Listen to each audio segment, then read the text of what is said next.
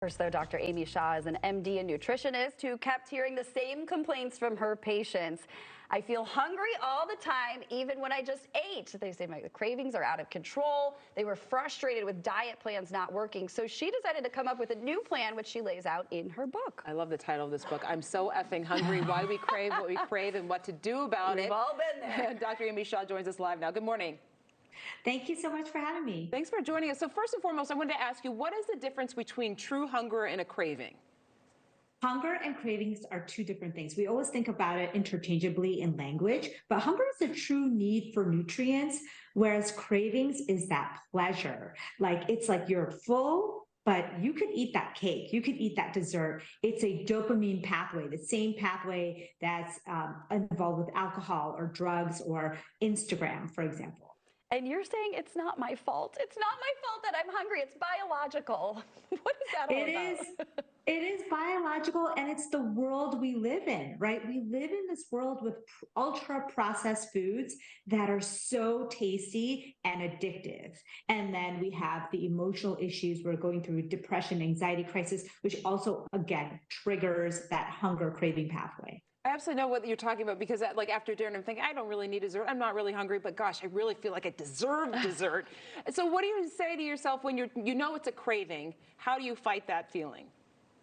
First of all, identify what hunger signals are and what craving signals are. So now that I told you what it is, ask yourself a question. Would you want to have a bowl of vegetables right now, or like your favorite roasted veggies or a salad? Or are you just hungry for the junk food because of that dopamine feeling that it's going to give you? It's a good test. What about, you say, peppermint or walnuts, some of those tips? Yeah, peppermint is there was a study that showed that every 2 hours, if you sniff peppermint oil, so you can imagine if you eat peppermint bark or even a peppermint dark chocolate, you would get the same effect. Basically, it turns on areas of your brain that make you more satisfied. And so people who sniff the peppermint ate like 363 calories less in a day than people who didn't sniff it. So that's a good remedy. Walnuts. Also, while you're changing your lifestyle, you're working under stress, eat foods like walnuts that actually turn on centers of our brain that make us feel fuller. So walnuts in a smoothie or on top of a breakfast is a great way to keep yourself fuller for the whole day. You also suggest containing junk food consumption to certain days of the week. How does that work? Okay, so just like we get dopamine release from gambling or, like I said, Instagram, alcohol, we also get dopamine release from junk food. And there's a way to retrain yourself. If you limit and take a healthy junk food 3 random days of the week instead of every day and make it healthier version of your junk food, then you can retrain your brain in a way to crave that new food. I talk about the exact technique in the book.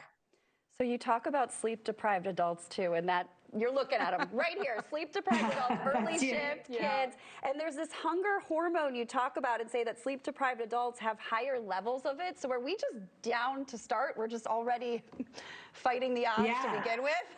I mean, you think that you're wondering why you're so hungry when you're sleep deprived. It's actually because your hunger hormone, ghrelin, goes up and your leptin, which is your satisfaction hormone, goes down. So you're not just imagining it. So I would suggest for someone like you to get a nap in later in the day or catch up on sleep on your days off.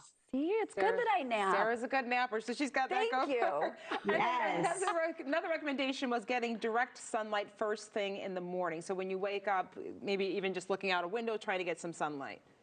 Getting sunlight direct. And so you want to walk outside or open the window, not wear sunglasses. You want to get that sunlight into your eyes that goes to your brain and releases a bunch of hormones. As you know, you feel happier, you feel more energetic. Now science says it also releases a hormone that makes you feel fuller all day. It's called alpha MSH. But I feel like that's against what they tell you. Don't look at the sun. You're supposed to wear sunglasses. Well, you don't want to look directly at the sun. You don't want to harm your eyes, but that sunny day, that sky, Even if it's overcast, actually, I know that there are many, many cloudy, overcast days, but just getting natural light into your eyes has such an effect on your body. We're just finding out. It's like circadian rhythms run our bodies. If you want to feel better, get some natural light. Dr. Shah, I wanted to ask you about what you think about this recent trend with Ozempic. We're hearing so much about it, how it can control cravings. It's sort of this miracle. I know it's obviously for diabetes, but it's also been touted at least as a miracle drug for people that are struggling with their weight. What is your opinion on that? Well, Ozempic releases GLP-1, which is a hormone that's naturally occurring in our body. We can release it ourselves by eating certain foods that stretch the stomach. So for people who don't really need it, there are other things out there that are like, natural. However, there are people who need it. There are people who've tried everything. You would never tell someone who has chronic high blood pressure and chronic high cholesterol that all they could do is diet and exercise, right? Like you would say, yes, diet and exercise, but we have this other solution for you while you're figuring that out. And that's what I think that's the group of people that could benefit from Ozempic is the people that have tried the diet and exercise and failed many, many times and need another chance. So I think there's a group of people who could benefit. But if you're someone who's just trying to lose that last 5 pounds, or you're just casually doing it for dieting, I don't think it's necessarily the way to go. All right, Dr. Amy Shah, thanks so much for joining us this morning. For more, you can check out amymdwellness.com and follow her, Dr. Shah, on social media. Have a great day. Thank you so much.